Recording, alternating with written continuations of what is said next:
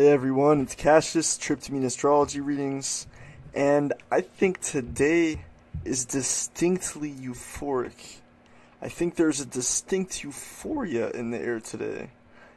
I swear this is real, and there are a few things that I think could be causing it.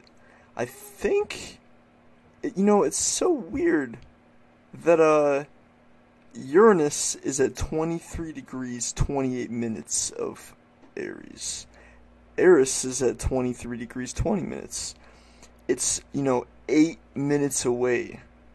0.08 of a degree away from conjoining Eris, slowly retrograding. Jupiter is slowly moving forward. It's at 2 degrees 26 minutes of Libra, and Makemake is at 2 degrees and 17 minutes. It's exactly 6 degrees, or 6 minutes, 0.06 of a degree away. Jupiter is conjunct Makemake, Uranus is conjunct Eris. Mars is almost conjunct Quasar, and Venus sextile Mars is a very euphoric aspect that's happening today. But what is Jupiter conjunct Makemake? Is that what we're feeling? Because it feels great to me. Mercury is exactly trine Pluto today, which will add to the dwarf planet type feeling. And I was thinking about it yesterday. It makes me have this mental image of the light from stars beaming through the planets when a planet is in a certain sign, like a copper ball. And I was thinking about Mars, where it is right now. Mars is at the end of Sagittarius. Sagittarius is a bright constellation filled with stars, all densely packed into each other. That's the Galactic Center at 27 degrees Sagittarius. I guess because Sagittarius is close to the Galactic Center, there are all of these stars in Sagittarius. A ton of bright stars, densely compact, bright stars. It's a bright constellation. It's probably the brightest zodiac constellation, Sagittarius. And that must be why Sagittarius feels like Jupiter. Jupiter is Sagittarius. Jupiter is the most positive, benevolent, good luck, euphoria-inducing, positive thing there is. Jupiter is what you want to plan almost everything in your life with. It's the best. The energies that feel active and on, and pretty much active on energies are Jupiter, Mars, Uranus, and the signs, the fire and air signs, but mostly Aries, Leo, Gemini, and Aquarius. Libra and Sagittarius are a little bit less energetic. But anyway, I thought Makemake was a really malefic dwarf planet because I've seen it in the charts of people that have horrible random events happen to them, but I'm starting to think that it's not inherently malefic, but maybe sometimes, or I don't know. But what I think about the dwarf planets is that they are conductors for the energy of its sign, and they enable us to feel things deeper and more clear than we sometimes feel them. So it seems to me like dwarf planets, way far out in the solar system, not receiving many of the sun's rays, are beaming the light rays of the constellation, the sign it's in, the energy you're feeling beaming through the planet more clearly than some other planets do. So, is that what this is? Is Jupiter conjunct Makemake giving us a strong dose of Jupiter in Libra, alleviating the coldness of Virgo? Well, maybe. Uranus conjunct Eris. Hasn't happened since 1930. It should do something to the political climate and the technology being innovated and expanded upon right now. It should do something to the way we're thinking, the way we're feeling revolutionary feelings, revolutionary conviction, ideology, thinking. That's what Uranus determines. Uranus in the sky at any given time is like the feeling of the day for the political climate, for thinking, for learning, for saying, this is my ideology. That's what Uranus says. Uranus and Aquarius are a very fixed energy that says, this is what I believe, and there's no changing that. Most of the time, it's that fixed. I'm Aquarius, with Uranus in Aquarius, so I know that. So, well, yeah, it feels great to me today.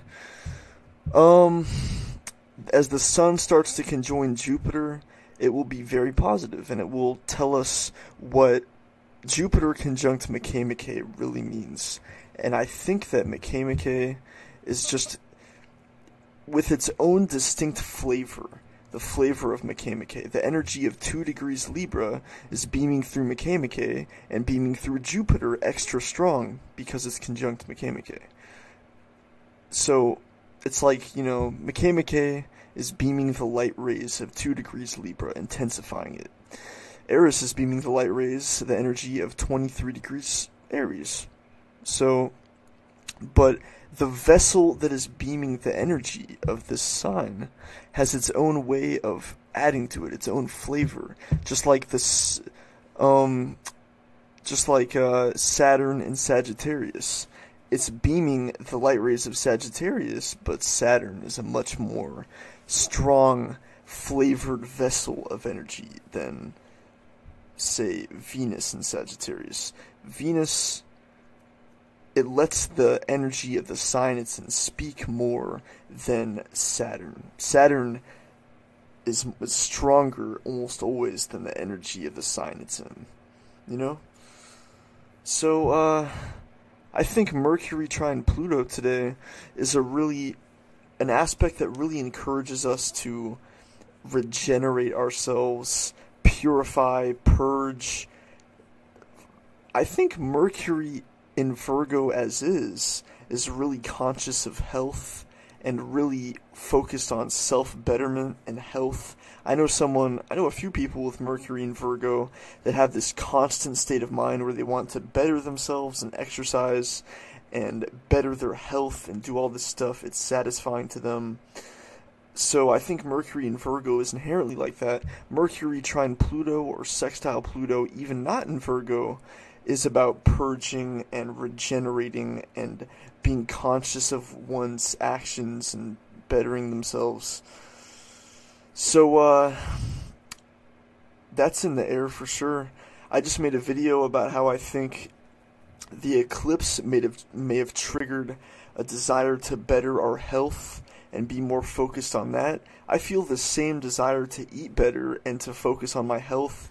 I just got a glass water jug to put good water in so that there's not even plastic from a plastic water jug leaking into my water. So I did that. Mercury is finishing up its retrograde right now, and Mercury conjunct the North Node connects us to the lessons of this whole year. The lessons of the nodes. See, all eclipses solidify the lessons of the year. All eclipses happen on the North and South nodes, and an eclipse solidifies the lessons of the year. So anytime you have a planet conjunct the North Node, you get a feeling where the lessons of the year, the focus of collective self-betterment of the year, is brought to the forefront. So the fact that this Mercury retrograde would leave Mercury stuck conjunct the North Node tells us that Mercury is just beaming the lessons of this year to the front of the forefront of our minds right now. But it's not negative, it's really positive this time. And on this particular day, well, the moon trine the sun will give us a pretty good connection to this Mercury conjunct the North Node, bettering our health, North Node and Virgo type stuff today. Yeah, I'm ranting a little bit, but I feel it. I feel inspired, so I'll do it.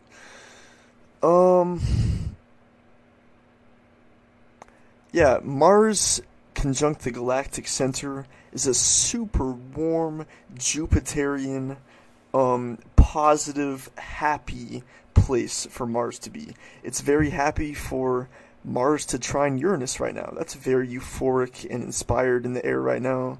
Very energetic. This whole complex of Venus sextile Mars, when Mars is in this bright place in Sagittarius, the Galactic Center, with bright Jupiter-flavored stars, you know.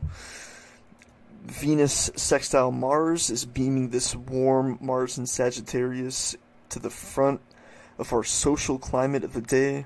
This Venus in its own sign of Libra, in the sign of golden, angelic, harmonious feelings of non-conflict. Venus sextile Mars, Mars trine Uranus, Venus opposition Uranus, but to the point where it's not as volatile as it was when it touched 23 degrees exactly. You know, there's still some... See, Sun square Mars when the Sun is in Virgo is a weird equation, because the Sun in Virgo is cold. The Sun is rarely cold anywhere. So it's weird. Every September we get this autumn-type feeling with the Sun in the inherently kind of cold Virgo. So Sun square Mars is usually a really volatile aspect, but you get a weird effect that kind of feels like the coldness of Saturn square Neptune when the Sun is in Virgo. The Sun in Virgo is cold and immutable, so it might actually deaden the energy of Mars a little bit, which has been happening the last week, but it's mostly over with. Even though it's only 2 degrees away, we've already kind of felt the peak of it, and it's kind of fading. But this is a long Sun square Mars. Sun and Mars are pretty much moving at the same pace. So Mars will square Jupiter too, around the same time that the Sun conjoins Jupiter, but I think it will be positive, so. But Mars in Capricorn, once we get to Mars in Capricorn, we'll kind of feel coldness for about a few months, actually. And we'll feel a whole other wave of volatility when Mars conjoins Pluto and squares Uranus. In fact, if I had to guess that some kind of world events would go down in the next several months, it would probably be when Mars conjoins Pluto and squares Uranus. That won't be for a little while, but still. Okay, well, there's your astrology video for the day. If you appreciate this, get a reading with me, or make a donation. That would be much appreciated. If you want to book a reading in this same format with your chart on the screen, just like this, where I read your transits for the next year, I tell you how your chart is, I tell you anything you want to know, it's only $30 for 20 minutes of your own personal reading. So message the page in the description of this YouTube video if you want a reading or to donate to support. Much love. Peace.